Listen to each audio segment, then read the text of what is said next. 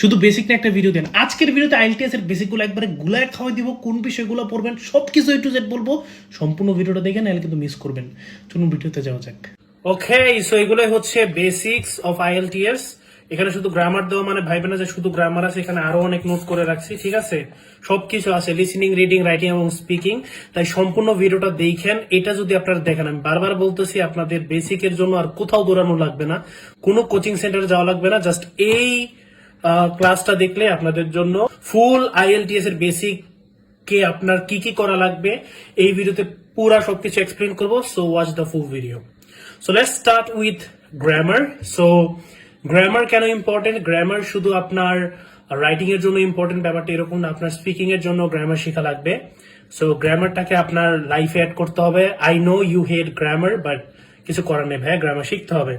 So grammar প্রথম ধাপেই আসে হচ্ছে parts of speech. So parts of speech যাদের বুঝতে সমস্যা হয়, আপনারা এত চিন্তা করবেন না। পার্টস অফ স্পিচ বলতে বোঝা হচ্ছে ওয়ার্ডের ক্যাটাগরি। হ্যাঁ, ওয়ার্ডের ক্যাটাগরি সম্পর্কে হচ্ছে পার্টস অফ স্পিচ মূলত।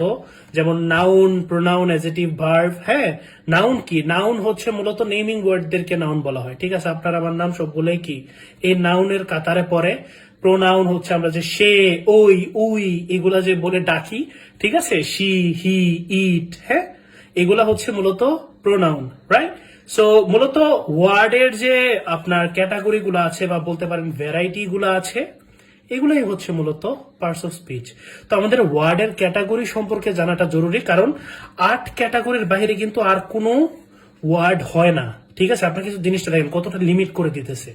শুধুমাত্র এই পার্টস অফ স্পিচ যদি আপনি শিখতে পারেন, আপনার জন্য ওয়ার্ড শেখাটা, আপনারা বলেন না যে ভাই ভোকাবুলারি কিভাবে শিখবো, ভোকাবুলারি কেমনে ইমপ্রুভ করবো। সো এটার জন্য আপনারা পার্টস অফ স্পিচ শিখে নেবেন। ওইখানে যে ওয়ার্ডের ক্যাটাগরি আছে এই অনুসারে আপনারা ওয়ার্ড শিখবেন, আপনারা ভালোভাবে ব্যবহার করতে পারবেন। তারপরে আসি সেন্টেন্স। সো সেন্টেন্স তো অবশ্যই ম্যান্ডেটরি, এটা তো আপনারা জানেনই যে সেন্টেন্স আমাদের শিখতে হবে। বাট সেন্টেন্সের পাশাপাশি আমাদের সেন্টেন্সেরও কিন্তু আলাদা পার্টস আছে। হ্যাঁ, এটা একটু মুছে গেছে।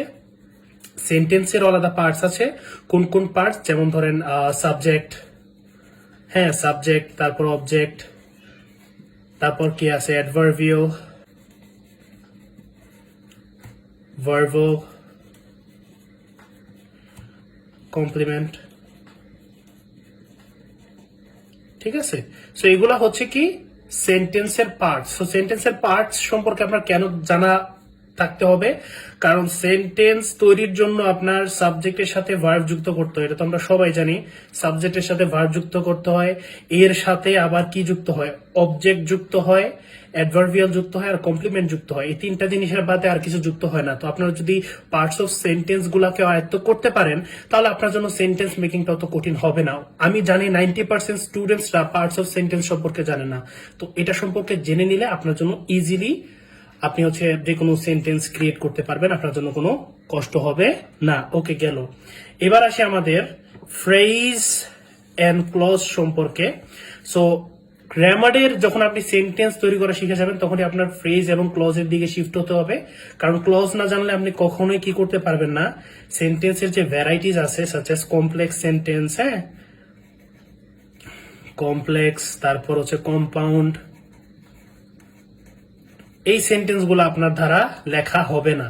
এই কমপ্লেক্স বা কম্পাউন্ড সেন্টেন্স লিখতে হলে আপনার অবশ্যই ক্লজ সম্পর্কে জানা থাকতে হবে, না হলে আপনি ওই I was dancing, you were dancing এগুলোতেই পড়ে থাকবেন, ঠিক আছে?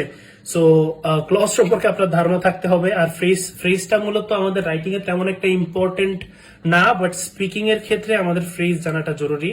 স্পিকিং এর জন্য মূলত আমাদের ফ্রেজ সম্পর্কে অবগত থাকতে হবে। ফ্রেজ বলতে কি বোঝায়?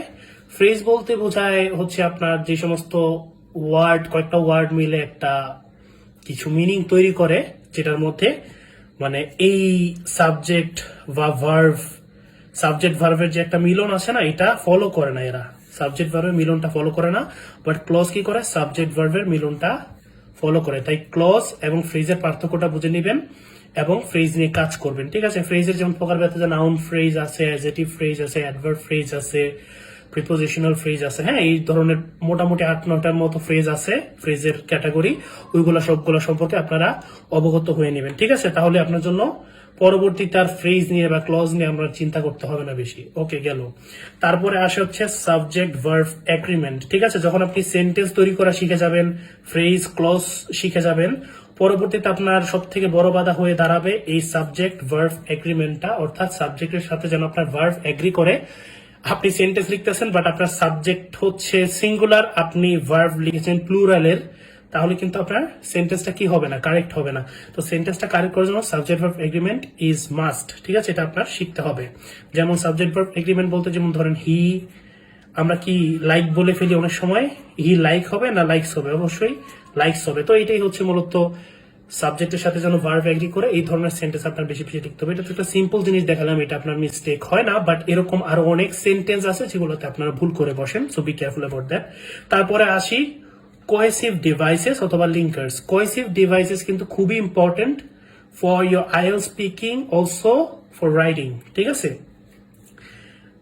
কোহেসিভ ডিভাইসেস বা লিঙ্কার্স বলতে কি বোঝায়, যেগুলো ধারা হচ্ছে মানে আপনি আপনার সেন্টেন্সে আরো কিছু নতুন কিছু অ্যাড করবেন, সেটা কন্ট্রাস্ট হতে পারে অথবা মানে এই সেন্টেন্সটার মধ্যেই এক্সট্রা কিছু অ্যাড করতে চাইলে আপনার কোহেসিভ ডিভাইসেস ব্যবহার করা প্রয়োজন। সো কোহেসিভ ডিভাইসেস কিন্তু আপনার আমাদের রাইটিং টাস্কের মধ্যে বলেই দেওয়া থাকে, মানে যেখানে হচ্ছে তারা মার্কিং ক্রাইটেরিয়া যদি আপনারা দেখেন, দেখবেন যে সেখানে এই কোহেসিভের বা কোহেশনের কথা বলা আছে। ঠিক আছে, সো কোহেশন ডিভাইসেস কোনগুলা, এই যে দেখেন however, moreover, in addition, furthermore. হ্যাঁ, এই ধরনের যে লিঙ্কার্স গুলো আছে এগুলো খুবই লিমিটেড, তাই এগুলো শিখতে আপনার বেশি সময় লাগবে না, এগুলো শিখে নেবেন, যার ফলে আপনার রাইটিং এবং স্পিকিং আপনি এগুলা ব্যবহার করতে পারবেন ইনশাআল্লাহ। ঠিক আছে, তারপর হচ্ছে কন্ডিশনাল সেন্টেন্সেস সাচ এজ, যেগুলো হচ্ছে যে zero conditional, first conditional, second conditional, third, mixed conditional, এগুলো একটু শিখে নেবেন। এগুলা আহামরি কঠিন কিছু না, আপনি ইজিলি, আপনি যদি একদিন টাইম দেন এই সবগুলা কম্প্রিহেন্ড করা সহজ। ওকে, সো আমরা আমাদের নেক্সট পেজ যাই। সো এখানে আসে আমাদের বড় ভাই টেন্স। সো টেন্সকে মানুষ হচ্ছে মানে আতঙ্কের চোখে দেখে, বাট টেন্স কিন্তু আতঙ্ক না। So tense is not something that you need to worry about, কারণ টেন্স শেখাটা খুবই সহজ। টেন্স সব জায়গায় আপনারা পাইছেন, স্কুল লাইফেও পাইছেন, এবং আইএলটিএস আপনার টেন্স ব্যবহার করা লাগবে। সো আমরা সবাই হচ্ছে প্রেজেন্ট সিম্পল সম্পর্কে আমাদের ধারণা আছে, পাস্ট সিম্পল সম্পর্কে আমরা জানি, ফিউচার সিম্পল সম্পর্কে আমাদের আইডিয়া আছে। উইল বসে, পাস্টে হচ্ছে ইটের জায়গায় অ্যাড বসবে, আর এটাই আর কি, এটাই কাহিনী। তো এগুলা সম্পর্কে যখন আমরা ধারণা আমাদের ক্লিয়ার, বাট আমরা কিন্তু কন্টিনিউয়াস সম্পর্কে অনেকেরাই হচ্ছে অবগত না, কন্টিনিউয়াসটা কিভাবে ব্যবহার করতে হয়। প্রেজেন্ট কন্টিনিউয়াস সবাই জানেন, পাস্ট কন্টিনিউয়াস বা ফিউচার কন্টিনিউয়াস সম্পর্কে অনেকেরাই হচ্ছে একটু ভিন্ন মত পোষণ করেন বা বুঝতে পারেন না কিভাবে দিতে হয়। ফিউচার কন্টিনিউয়াস এর মধ্যে আপনি উইলের সাথে আপনার বি দিতে হবে, উইলের সাথে বি দিতে হয়। পাস্টের মধ্যে ওয়াজ ওয়ার দিয়ে শুরু করতে হয়, ওয়াজ অথবা ওয়ার দিয়ে। এই জায়গাটাই অনেকেরা হচ্ছে ভুল করে বসেন। তো present continuous, past continuous, future continuous, perfect continuous, এগুলা সব ক্লিয়ার করে নেবেন। ফিউচারের জন্য আপনি যদি জাস্ট ফিউচার পারফেক্ট পর্যন্ত শিখেন তাহলেই হবে। ঠিক আছে, ফিউচার পারফেক্ট কন্টিনিউয়াস এরকম লাগে না, পারফেক্টও লাগে না, বাট ফিউচার পারফেক্টটা জানাটা জরুরি। ঠিক আছে, কাজে লাগবে। টেন্স এরকম কঠিন কিছুই না যে টেন্স পড়তে গেলে আপনারা ভয় পান, কারণ টেন্সে জাস্ট ভার্বটাই কিন্তু পরিবর্তিত হয়। যে দেখেন ভার্বটা পরিবর্তিত হইতেছে, আই কিন্তু পরিবর্তিত হচ্ছে না, আই এর জায়গাতেই আছে, জাস্ট কি পরিবর্তন হচ্ছে, ভার্বটা পরিবর্তন হচ্ছে। ইট, এটাকে যদি আপনি ফিউচার বানাতে চান জাস্ট উইল অ্যাড করে দিবেন, আই উইল ইট, শেষ, আমি খাবো। তো জিনিসটা কিন্তু তুলনামূলকভাবে খুবই সহজ, আপনারা জাস্ট শুধুই হেডেক খান হুদাই। সো এখন আপনার কি এগুলো মুখস্থ করা লাগবে? না, মুখস্থ করা লাগবে না, কখনোই মুখস্থ করলে এটা হবে না। মুখস্থ করলে আপনি হ্যাঁ মুখস্থ করতে পারবেন, হয়তো পরীক্ষার খাতায় লিখতে পারবেন এইচএসসির, বাট আইএলটিএস এর পরীক্ষার খাতায় যদি এগুলা লিখে দিয়ে আসেন সরাসরি জিরো ব্যান্ড। ঠিক আছে, ব্যান্ড স্কোর পাবেন না। আপনাকে কি করতে হবে, এদের সঠিক ব্যবহার শিখতে হবে। মুখস্থ সারা জীবন করছেন, বাট মুখস্থ করার এখন আর কোনো দরকার নেই, এখন হচ্ছে এগুলো ব্যবহার শিখতে হবে। তারপর হচ্ছে মোডাল ভার্ব। মোডাল কোনগুলো, যে may, might, can, could, will, would, should, ought to, এগুলাই হচ্ছে মূলত মডাল ভার্বস। মডাল ভার্বস কিভাবে ব্যবহার করতে হয় এগুলাও শিখে নিবেন। মডাল ভার্ব ব্যবহার করা অত কঠিন কিছু না, বাট অনেকেরই পারেন না, এগুলা শিখে নিতে হবে। দেন লাস্ট বাট নট লিস্ট আপনারা শিখবেন learn how to write paragraph. ঠিক আছে, আপনাদের প্যারাগ্রাফ লেখা শিখতে হবে। অনেকেরা কি করেন, এই যে এতগুলা ক্যাটাগরি এত কিছু আপনাদেরকে বললাম, আপনারা শুরুতেই কি করেন, এসে লেখা শুরু করে দেন। শুরুতে এসে লিখলে আপনি জীবনে লিখতে পারবেন ভাই কারেক্ট ভাবে এসে? জীবন আপনার এসে কারেক্ট হবে না। তার জন্য আপনাকে কি করতে হবে, ওই যে যতগুলো ধাপ বললাম সব ধাপ পাড়ি দিয়ে, এখানে আরো অনেক জিনিসপাতি আছে যেগুলো হয়তো বলা হয় নাই।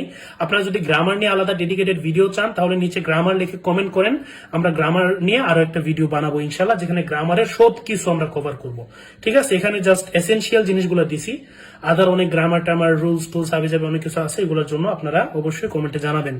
তো আপনাদের প্রথমে শিখতে হবে কিভাবে প্যারাগ্রাফ লিখতে হয়। ঠিক আছে, প্যারাগ্রাফ কিভাবে লিখতে হবে আমরা তো জানি না, আপনারা মুখস্থ বিদ্যা শিখেছেন, মুখস্থ করে লিখে আসছেন, যে দাকাও নিয়ে প্যারাগ্রাফ, হ্যাঁ, বা ক্যাট নিয়ে, এগুলো আপনারা মুখস্থ দিচ্ছেন। আপনাকে এখন শিখতে হবে কিভাবে নিজে নিজে আপনি একটা প্যারাগ্রাফ লিখতে পারেন। ঠিক আছে, তারপরে যখন প্যারাগ্রাফ লেখা শেষ হবে পরে আপনি এসেতে শিফট হবেন। শুনেন ভাইয়া, এগুলা কিন্তু একটা একে অপরের সাথে কানেক্টেড। কিভাবে কানেক্টেড আমি বুঝাই আপনাকে একদম প্রপারলি। তো প্রথমে যে এবিসিডি, রাইট, এবিসিডি দিয়ে আমরা কি করি, এবিসিডি বা এদেরকে বলা হয় লেটার্স। লেটার্স দিয়ে আমরা কি তৈরি করি, লেটার্স দিয়ে আমরা তৈরি করি ওয়ার্ডস, রাইট, আরে ওয়ার্ডস, লেটার্স দিয়ে ওয়ার্ডস তৈরি করি। আবার এই ওয়ার্ডস দিয়ে কি তৈরি করি, আমরা কিন্তু সেন্টেন্স তৈরি করি, রাইট, সেন্টেন্স তৈরি করি। এখন আবার এই সেন্টেন্স দিয়ে আমরা কি তৈরি করি, সেন্টেন্স দিয়ে আবার তৈরি করি হচ্ছে আমরা প্যারাগ্রাফ, এবং প্যারাগ্রাফ দিয়ে পরবর্তীতে কি তৈরি করি, এসে। সো ঠিক আছে, এটা কিন্তু একে অপরের সাথে কানেক্টেড, এগুলো কিন্তু পুরো প্রত্যেকটা একে অপরের সাথে কানেক্টেড।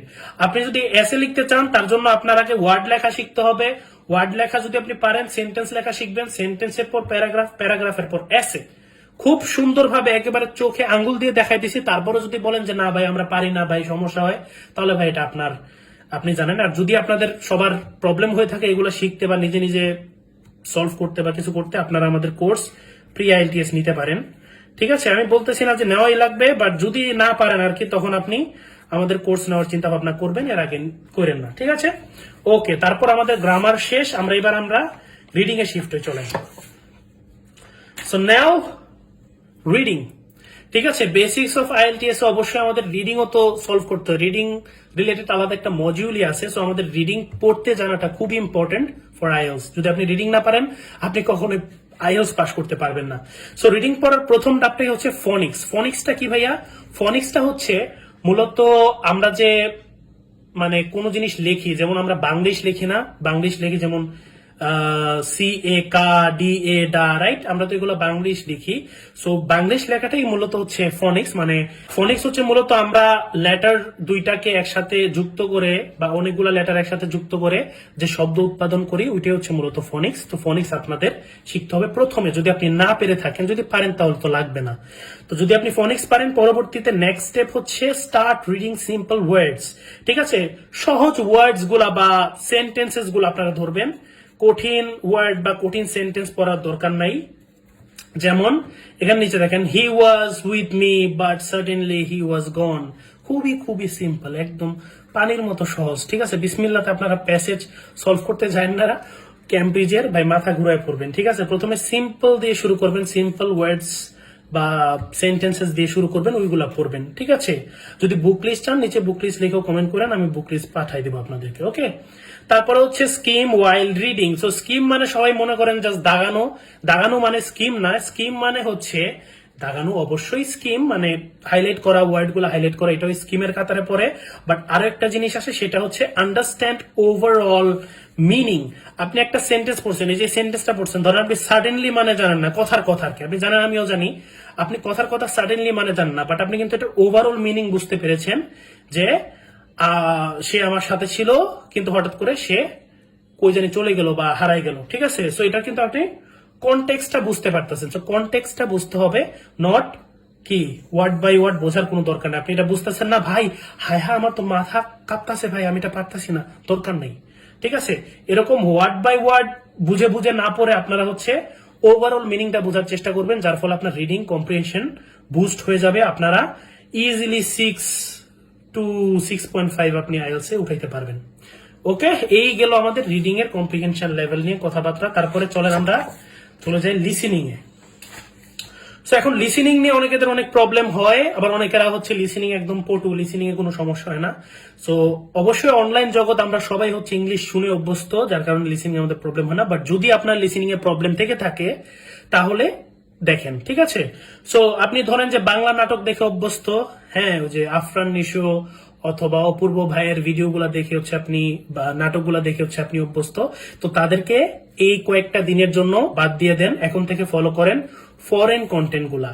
সাচেস ধরেন যে যেমন মিস্টার বিস্ট আছে, খুব সুন্দর সুন্দর ভিডিও বানায়, কোটি কোটি টাকা মানুষদেরকে দিয়ে দেয়, তার ভিডিও গুলা দেখা শুরু করেন। লোগান পল আছে, অ্যানোয়ার আছে, কেএসআই আছে, আরো অনেক অনেক ইউটিউবার, কন্টেন্ট ক্রিয়েটার্সরা আছে, তাদের কন্টেন্ট গুলা কনজিউম করেন। অথবা আপনি চাইলে অন্য কিছু করতে পারেন লিসেনিং এর জন্য, পডকাস্ট আছে, বিভিন্ন প্রকার হচ্ছে ডকুমেন্টারিজ আছে, ওয়েব সিরিজ আছে, মুভিজ আছে, হ্যাঁ, এগুলা দেখা শুরু করে দেন, যার ফলে আপনার লিসেনিংটা কিন্তু আস্তে আস্তে তৈরি হবে। তারপর আর একটা কাজ করতে হবে, আন্ডারস্ট্যান্ড ডিফারেন্ট অ্যাকসেন্টস, ঠিক আছে। অ্যাকসেন্ট গুলা সম্পর্কে আপনার ধারণা রাখতে হবে, সাচেস যেমন আমেরিকান অ্যাকসেন্ট আছে, ব্রিটিশ অ্যাকসেন্ট আছে, অস্ট্রেলিয়ান অ্যাকসেন্ট আছে, ঠিক আছে। আমেরিকান অ্যাকসেন্ট কিন্তু খুবই সহজ, যে কেউ বোঝে। আপনারা যারা 90% মানুষ আছেন তারা সকলে কিন্তু আমেরিকান অ্যাকসেন্টই শুনেন। ব্রিটিশ অ্যাকসেন্ট ভাই, যারা নেটিভ ব্রিটিশ অ্যাকসেন্ট সম্পর্কে ধারণা রাখেন তারা জানেন এটা কত কঠিন বোঝা, ঠিক আছে। ব্রিটিশ অ্যাকসেন্ট খুব ডিফিকাল্ট, আর অস্ট্রেলিয়ান অ্যাকসেন্ট তো আর কইলামই না, ঠিক আছে। যারা অস্ট্রেলিয়ানরা আছে তারা খুবই খুবই কঠিন ভাবে কথাগুলো বলে, খুব ভারী আওয়াজে কথা বলে, তো যার কারণে বোঝাটা খুব কঠিন হয়ে যায়। সো এই অ্যাকসেন্ট গুলাতে আপনার প্রফিসিয়েন্সি গেইন করতে হবে, যেন আপনি অ্যাকসেন্ট গুলাতে প্রপারলি, মানে যখনই শুনবেন আপনি যেন বুঝতে পারেন, ঠিক আছে। সো এই জন্য আমেরিকান কন্টেন্ট ফলো করবেন প্রথমে, এরা তো আমেরিকান সবাই। তারপর ব্রিটিশের দিকে শিফট হবেন, তারপর অস্ট্রেলিয়ান কন্টেন্ট গুলা দেখা শুরু করবেন, যার ফলে আপনার সবগুলোর মধ্যেই কম্প্রিহেনশন লেভেল অনেকখানি বেড়ে যাবে। তারপরে try to understand every word. প্রথমত ভাইয়া, আপনি যদি লিসেনিং করেন, লিসেনিং রিডিং এর ক্ষেত্রে আমি বলছি ওয়ার্ড বাই ওয়ার্ড আপনার বোঝার দরকার নাই, বাট লিসেনিং এর ক্ষেত্রে আপনার ওয়ার্ড বাই ওয়ার্ড বোঝার দরকার আছে। আপনি লিসেনিং এ ওয়ার্ড বাই ওয়ার্ড পড়বেন, বা সরি, লিসেনিং এ ওয়ার্ড বাই ওয়ার্ড আপনি শুনে বোঝার চেষ্টা করবেন। ওইটা কি বললো যদি না শুনে থাকেন আবার রিপিট করবেন, রিপিট করে শুনবেন। এখন সময় হচ্ছে আপনার শিখার। তারপর হচ্ছে রাইট অডিও স্ক্রিপ্ট, ঠিক আছে। সো অডিও স্ক্রিপ্ট কেন আমাদের লিখতে হবে? অডিও স্ক্রিপ্ট মানে বুঝেন, মানে হচ্ছে আপনি যেটা শুনতেছেন ওইটা আপনি লেখার চেষ্টা করবেন, যেটা আপনি ইংলিশ শুনতেছেন ওইটা আপনি লেখার চেষ্টা করবেন। কারণ কি? কারণ হচ্ছে আপনাকে লিসেনিং টেস্টে এটাই করতে হবে, লিখতে হবে। এখন খাতায় লিখতেছেন বা কম্পিউটার লেখেন, যেখানেই লেখেন আপনাকে লিখতে হবে, ঠিক আছে। অডিও স্ক্রিপ্ট লিখতে হবে, না হলে কিন্তু আপনি বিপদে পড়ে যাবেন। আপনি লিসেনিং এর সময় সব বুঝতেছেন বাট লেখার সময় পাচ্ছেন না, আপনার একটা আনসার দিয়া পরেরটাতে চলে গেছে। তো আপনাকে অবশ্যই কি করতে হবে? অডিও স্ক্রিপ্ট লেখা শিখতে হবে। ওকে, গেল আমাদের লিসেনিং। এবার আমাদের লাস্ট পার্ট, স্পিকিং, ঠিক আছে। ভাই রাইটিং নিয়ে তো কিছু বলেন না। রাইটিং না প্রথমেই বললাম, গ্রামার কমপ্লিট করার সময় আমরা রাইটিংটাকে ধরেছি। So let's talk about speaking. তো যারা স্পিকিং করতে চান, এটা হচ্ছে আরেক ঝামেলা। কারণ হচ্ছে স্পিকিং এর জন্য আমরা এখানে কোর্স নিছি ভাই, ওইখানে কোর্স নিছি ভাই, কিছু হয় নাই। স্পিকিং এর জন্য আমি আপনাকে আজকে বলতেছি, কোনো জায়গায় কোর্স করার দরকার নাই। আপনি যদি কোনো জায়গায় কোর্স করে থাকেন তাহলে আপনি আমার কথাটা মিলাই দেখেন, আপনার লস হয়েছে না? সত্য না মিথ্যা? অবশ্যই হয়েছে। সো ইয়েস, স্পিকিং এর জন্য কোন কোর্স করার প্রয়োজন হয়? স্পিকিং নিজে নিজে শিখতে হয়। তো কিভাবে নিজে নিজে শিখবেন সেটা বলতেছি। বিফোর স্পিকিং ইংলিশ বলার আগে you need to do pre speaking. ভাই প্রি স্পিকিং আবার কি? এটা কি নতুন কোর্স নাকি? না না, নতুন কোনো কোর্স না। প্রি স্পিকিংটা হচ্ছে মূলত আমাদেরই একটা ওয়ে, যেটার মাধ্যমে স্টুডেন্টরা খুব সহজে ইংলিশে কথা বলা শিখতে পারে। তো কি সেই ওয়েটা, সেটা আপনাকে দেখাই দিচ্ছি। সো ফার্স্টে হচ্ছে listen to how native speaker speak, ঠিক আছে। নেটিভ স্পিকারসরা কিভাবে কথা বলে সেটা আপনি শুনেন, যেটা আপনি লিসেনিং অবশ্যই করবেন। তো যার ফলে আপনার একটা ধারণা হয়ে যাবে যে নেটিভ স্পিকাররা কিভাবে ইংলিশ বলতেছে। বাঙালি স্পিকাররা কিভাবে বলে ওইটা দেখার দরকার নেই, কারণ তাদের প্রনাউন্সিয়েশন, কথা বলার ধরন সব জায়গাতেই প্রবলেম। তো বাঙালি স্পিকারদেরকে ফলো করার দরকার নাই, you should follow native speakers. Okay okay. তার পরবর্তীতে আরো একটা কাজ, সেটা হচ্ছে shadowing their way of speaking. তারা যেভাবে কথা বলতেছে ইংলিশ, ঠিক আছে, ওইটাকে আপনার কি করতে হবে? শ্যাডোয়িং করতে হবে। মানে তারা যেভাবে বলে ওইভাবে বলার চেষ্টা করতে হবে, ওইটা হচ্ছে শ্যাডোয়িং।